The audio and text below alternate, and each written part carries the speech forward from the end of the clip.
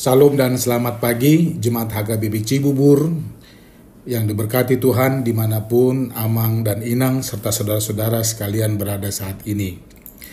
Sebelum kita menjalani hari ini Selasa 23 Januari 2024, marilah kita sejenak mendengarkan firman Tuhan yang menjadi kekuatan rohani kita untuk melangkahkan langkah kita dan melakukan setiap pekerjaan yang Tuhan berikan bagi kita dalam satu hari ini, agar semuanya berlangsung dengan baik dan menjadi kemuliaan bagi nama Tuhan dan sukacita dan berkat bagi kita. Namun sebelum kita mendengarkan firman Tuhan, marilah terlebih dahulu kita berdoa. Kita berdoa. Kasih karunia dan damai sejahtera dari Allah Bapa dan dari anaknya Tuhan Yesus Kristus kiranya menyertai kamu sekalian. Amin. Bapak Ibu Saudara-saudara yang diberkati Tuhan, renungan harian bagi kita satu hari ini sesuai dengan Almanak HKBP diambil dari surat 1 Petrus pasal 3 ayat 18. Dikatakan demikian. Sebab juga Kristus telah mati sekali untuk segala dosa kita. Ia yang benar untuk orang-orang yang tidak benar, supaya ia membawa kita kepada Allah. Ia yang telah dibunuh dalam keadaannya sebagai manusia, tetapi yang telah dibangkitkan menurut roh. Demikian firman Tuhan. Tuhan memampukanmu. Bapak Ibu Saudara-saudara yang dikasihi dan diberkati Tuhan Yesus, ada kalimat yang sungguh menarik yang ditulis sebelum perikop firman Tuhan hari ini, yaitu sebab lebih baik menderita karena berbuat baik jika hal itu dikehendaki Allah daripada menderita karena berbuat jahat. Ayat 17. Saya katakan menarik karena umumnya manusia dalam hidupnya tidak bersedia untuk menderita. Apapun akan diusahakan untuk jauh dari penderitaan. Sedangkan orang yang sakit saja ada yang tidak mau berobat karena takut disuntik. Padahal dengan disuntik merupakan salah satu cara dokter atau para medis agar pasien yang sakit lekas sembuh. Kira-kira seperti itulah umumnya manusia tidak bersedia untuk menderita. Sekalipun dengan menderita ada sukacita dan kebahagiaan kelak yang akan diterimanya. Tetapi penulis surat 1 Petrus berpendapat justru sebaliknya.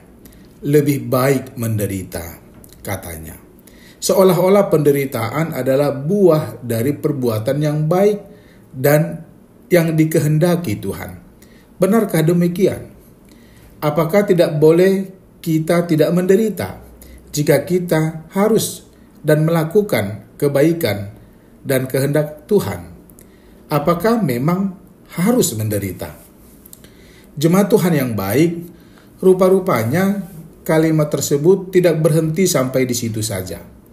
Ada alasan penulis surat 1 Petrus untuk menyemangati orang Kristen pada waktu itu, di mana mereka yang baru percaya kepada Yesus Kristus sebagai Tuhan dan Juru Selamat menghadapi pergumulan hebat.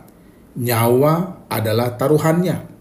Menderita dan mengalami sakit adalah hal yang lebih ringan sebagai risiko atau konsekuensi dari keputusan untuk mengimani Yesus sebagai Tuhan dan Juru Selamat. Saat itu menjadi Kristen sungguh membuat tidak nyaman. Berbuat kebaikan merupakan tantangan karena tidak sedikit orang memusuhinya.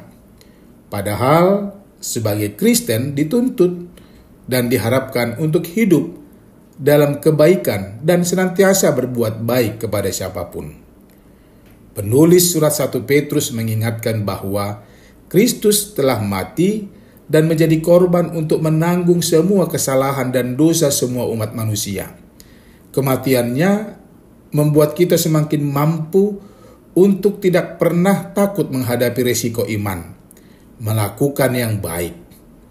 Karena kematiannya sungguh membuat kita tidak pernah ragu karena dia pun bangkit dari kematiannya yang nyata. Dan rohnya berada di setiap orang yang percaya. Dia memang mati di salib, tetapi dia juga bangkit dan hidup kembali untuk melindungi kita.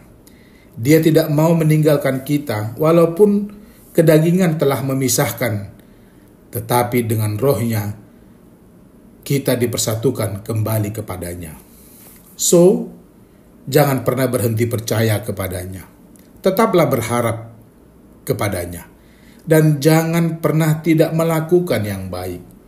Karena dengan kebangkitannya, Dia memampukanmu untuk semua yang baik. Dia Tuhan yang luar biasa. Amin. God bless you. Kita berdoa. Bapa yang baik, terima kasih atas semua kebaikan dan pengorbanan-Mu. Di dalam-Mu bukan hanya ada kematian, namun karena kebangkitan-Mu ada semangat dan kekuatan yang tidak tertandingi bagi kami yang mengimani-Mu. Tuhan, biarlah roh-Mu senantiasa menyemangatiku. Amin. Salam, selamat beraktivitas.